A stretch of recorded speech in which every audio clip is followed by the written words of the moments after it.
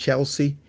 Now it says included secret payments to agents during the Roman Abramovich era and is due to conclude this week. Do we know anything about that?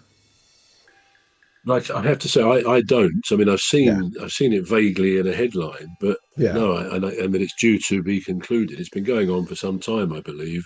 yeah. But the fact that it goes all the way back to Roman Abramovich is quite interesting. It suggests that there's been Mm, a lot of misdemeanours, although they're not judged guilty yet, so that can't be no, said.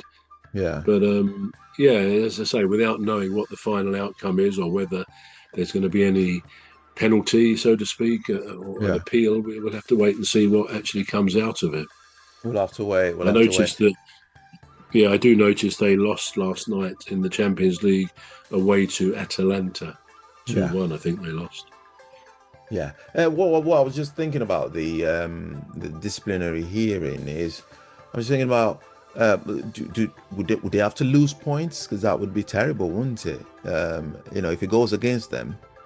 Um, Yeah, I mean, that's interesting. An interesting question. It yeah, depends on the magnitude of the foul play, yeah, of the misdemeanors, because in some ways you could say it would seem quite unfair on the current day Chelsea team and ownership, provided there's been no problems with the current ownership.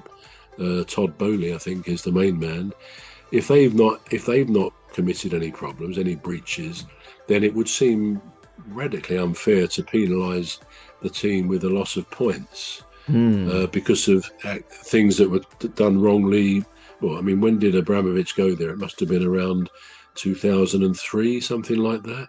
hmm, So it would seem unfair. But then if they were very serious breaches, then I guess they've got to make it count. And the problem is with a rich club like Chelsea and its owners, it would have to be a pretty colossal fine to impact them at all because yeah, they're billionaires, the owners. So yeah, whether it would just be a fine or it could be something like having to play games behind closed doors with no crowd there. That's sometimes a punishment that teams and clubs obviously don't like, understandably.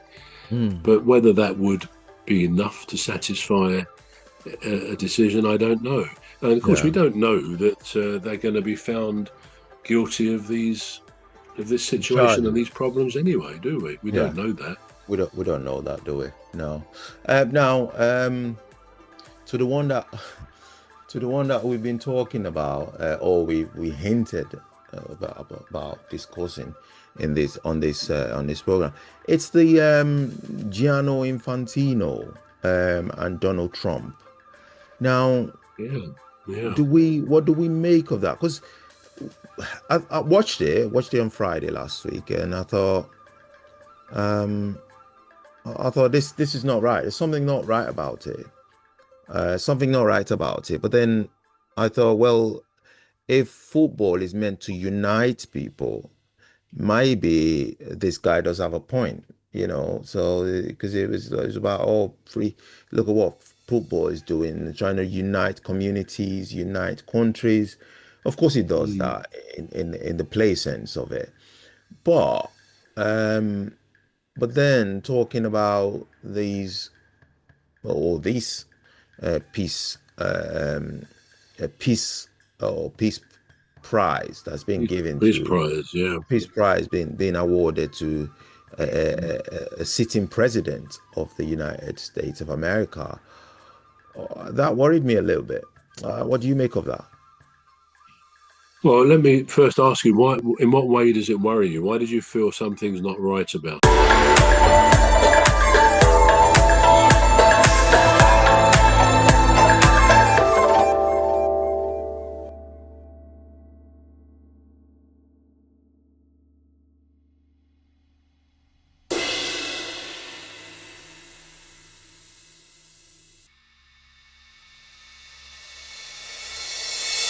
Something's not right about it.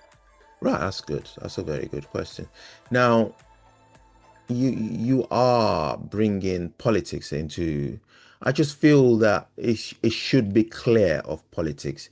It doesn't matter who he goes to.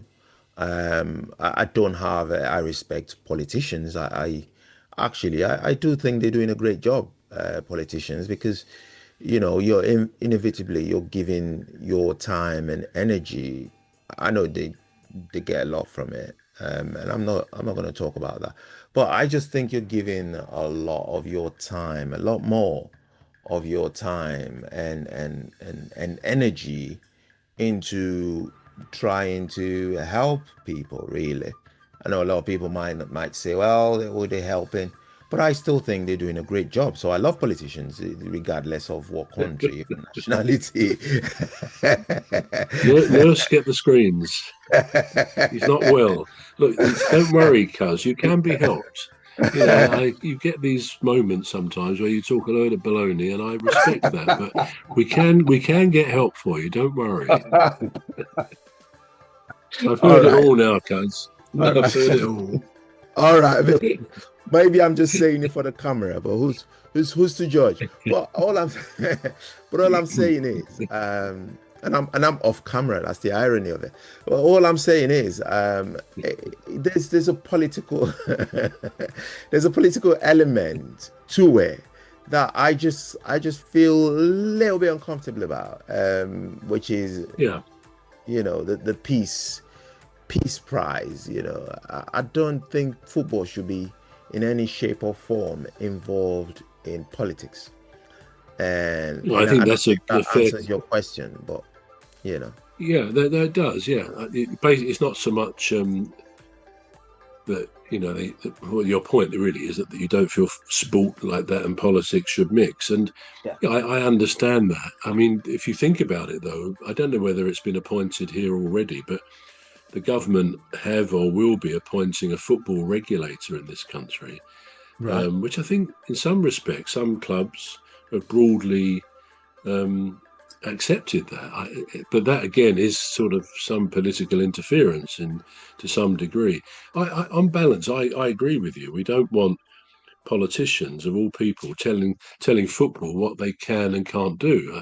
Okay, if it's for the good of the game and that they got the interest of the game at heart and the fans, well, that's fine. But all too often these things, if they become politicized, they lose something. And maybe that's what you're saying about FIFA. I think Mm. for me, FIFA over the last few years hasn't had the best reputation. Um,